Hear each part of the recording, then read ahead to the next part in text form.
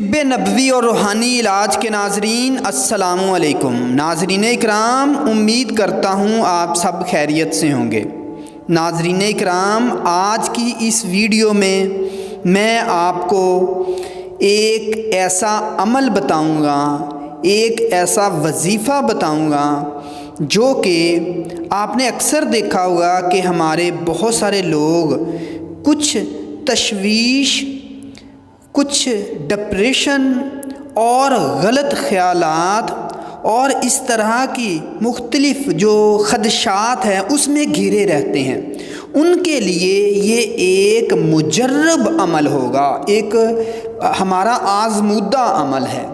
ناظرین اکرام، آپ نے دیکھا ہوگا کہ کسی بھی چیز پر یا کسی نقطہ پر یا کسی معاملے پر آپ کی سوچ مرکوز نہیں ہوتی، منتشر خیالات ہوتے ہیں، ہر وقت مختلف چیزوں میں الجھے رہتے ہیں، ڈپریشن ہو گیا ہے، کسی بھی وجہ سے یا کسی بھی معاملات کی وجہ سے کچھ ایسی تشویش میں مبتلا ہو گئے ہیں کہ اپنی صحت کو ہی خراب کرنے پر تل گئے ہیں۔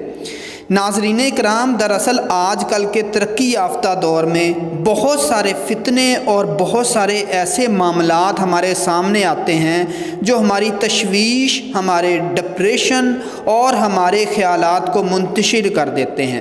اس کے علاوہ ہمارے معاشرے میں مختلف تبدیلیوں کی وجہ سے ہمارے نوجوانوں کے جو خیالات ہیں وہ منفی ڈگر پر چل پڑتے ہیں، جس کی وجہ سے وہ ہمیشہ غلط ہی سوچتے رہتے ہیں، ہمیشہ نیگیٹو ہی سوچتے ہیں۔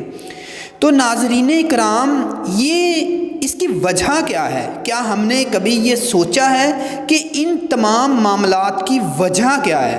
دراصل ناظرین اکرام، اس کی وجہ میں یا اس کی وجوہات میں سب سے پہلا جو عنصر ہے، پہلی جو چیز ہے، وہ ہمارا دین سے دوری ہے، وہ ہمارا قرآن و سنہ کی تعلیمات سے روگردانی ہے۔ جب تک جو مسلمان ہے وہ اللہ پاک اور نبی پاک کے بتائے ہوئے راستے پر چلتا رہتا ہے تو وہ ہمیشہ ایک سیدھی لائن پر چلتا ہے، اور جب وہ ان چیزوں سے منہ موڑتا ہے تو اللہ پاک کی رحمتیں اور برکتیں اس سے منہ موڑ لیتی ہیں اور وہ اس دنیا کے مختلف فتنوں میں گم ہو کر رہ جاتا ہے۔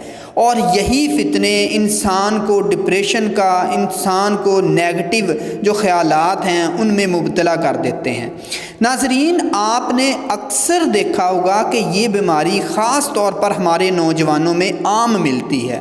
ہمارے نوجوان کسی بھی طرح کی کسی کام میں توجہ نہیں دیتے، مختلف منتشر خیالات رکھتے ہیں، لاابالی ہو جاتے ہیں، کسی چیز کی ذمہ داری نہیں لیتے، اور اکثر دیکھا گیا ہے کہ ذہن جو ہے وہ نیگیٹو خیالات سے بھرے رہتے ہیں۔ تو ناظرین اکرام، سب سے پہلے میں آپ کو یہ عمل بتاتا ہوں، آپ نے یہ عمل کرنا ہے۔ انشاءاللہ اس طرح کی جو روحانی مسائل ہے، اس طرح کی جو پرابلمز ہیں، اس سے آپ چھٹکارا پا لیں گے۔ ناظرین اکرام، اس کے لیے سب سے پہلے تو آپ نے توبہ کرنی ہے، 5 وقت کی نماز پڑھنی ہے اور کوشش کرنا ہے کہ باجماعت نماز پڑھیں اور ریگولر نماز پڑھیں۔ اس کے بعد ناظرین اکرام، آپ نے کرنا کیا ہے؟ آپ نے عشاء کی نماز کے بعد یا فجر کی نماز کے بعد آپ نے اکیلے بیٹھنا ہے۔ اگر عشاء کی نماز کے بعد بیٹھیں تو تھوڑا سا فل روشنی نہیں ہونی چاہیے، فل مطلب کہ وہ بلب نہیں جلتا ہونا چاہیے، تھوڑا سا ہلکا سا اندھیرا ہونا چاہیے۔ آنکھیں بند کر کے بیٹھنا ہے، باوضو تو ہیں آپ، آنکھیں بند کر کے بیٹھنا ہے اور اپنے جو خیالات ہیں ان کو لفظ اللہ پر مرکوز کرنا ہے، اور اس کے بعد آپ نے 10 سے 15 منٹ کے لیے یہ بیٹھنا ہے، اور آپ نے ان 10 سے 15 منٹ کے دوران آہستہ آہستہ بڑے سکون کے ساتھ، بڑے پیار کے ساتھ آیت الکرسی پڑھنا ہے۔ ٹھیک ہے، یہ 10 سے 15 منٹ جو ہیں اس میں آپ 2 دفعہ، 3 دفعہ یا 4 دفعہ یا 10 دفعہ جتنی دفعہ ہو سکے آیت الکرسی پڑھنا ہے۔ ٹھیک ہے ناظرین اکرام، اور جب آپ آخر میں آئیں وَلَا يَعُودُهُ حِفْظُهُمَا وَهُوَ الْعَلِيُّ الْعَظِيمُ، تو اس کی تکرار کرنی ہے، ولا یعودہ حفظہما وہو العلی العظیم، اس کو کم از کم 3، 5، 9 یا 11 یا تا تعداد میں اس کی تکرار کرنی ہے، اور پھر دوبارہ سے آپ نے آیت الکرسی شروع کر دینی ہے۔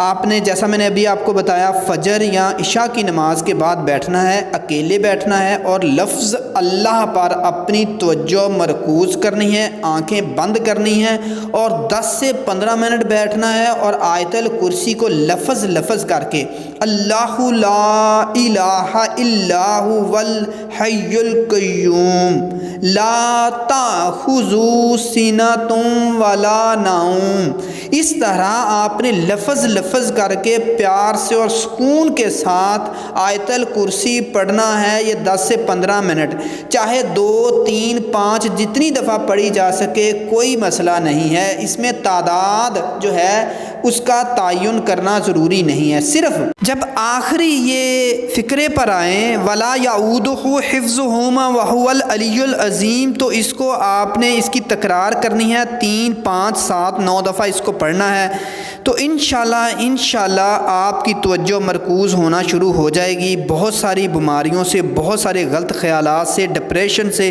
تشویش سے نکل آئیں گے۔ یہ عمل کرنا ہے تو اس کے بارے میں مجھے ضرور بتانا ہے۔ اللہ پاک آپ کو بہت ساری آسانیاں نصیب فرمائے اور آسانیاں بانٹنے کی توفیق عطا فرمائے۔ دعاؤں میں یاد رکھیے گا۔ اللہ حافظ۔